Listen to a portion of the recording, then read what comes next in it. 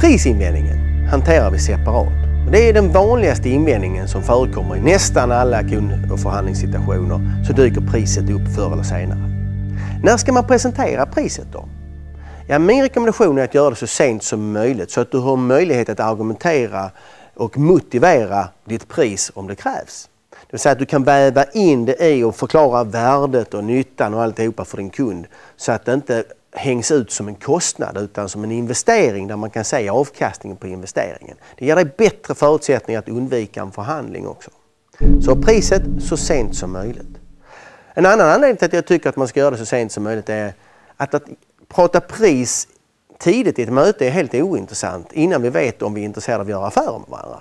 Priset är inte det som ska avgöra. Om vi inte ens har rätt lösning så spelar det ingen roll vad min produkt eller tjänst kostar. Så låt oss komma tillbaka till det när vi vet om vi vill göra affärer med varandra. Lägg det så sent som möjligt. Då vet kunden också, vet du om kunden vill ha dina varor och tjänster eller inte. Det finns i regel 4 stycken vanligt förekommande anledningar till varför den dyker upp, den här invändningen. 1. Utgå ifrån att din kund vill pruta. Väldigt få vill köpa till bruttoprislista. Alla vill känna att de har gjort en bra affär. Det kan också vara så att kunden har kanske inte råd och därför dyker invändningen upp så här, det här är alldeles för dyrt va. Det kanske är så. Han eller hon kanske inte har råd att investera i din produkt eller tjänst, koncept, lösning. Det kan också vara så att kunden inte upplever att pris och prestanda står i relation till varandra. Kunden upplever att priset är högre än den prestanda som han erhåller. Det kan ju bero på att vi har bommat i behovsanalysen. Det kan också bero på att vi kanske i vår argumentation inte har lyckats kommunicera nyttan och värdet i tillräckligt stor omfattning för kunden och att denne därmed inte ser värdet, nyttan för sig själv och din lösning framstår som dyr i sammanhanget. Den fjärde situationen som brukar uppstå det är att kunden tittar på andra alternativ. Och då säger ofta kunden att ja, men det här kan jag köpa billigare någon annanstans. Observera då att kunden upplever det andra erbjudandet som identiskt utan att det för den sakens skull är identiskt.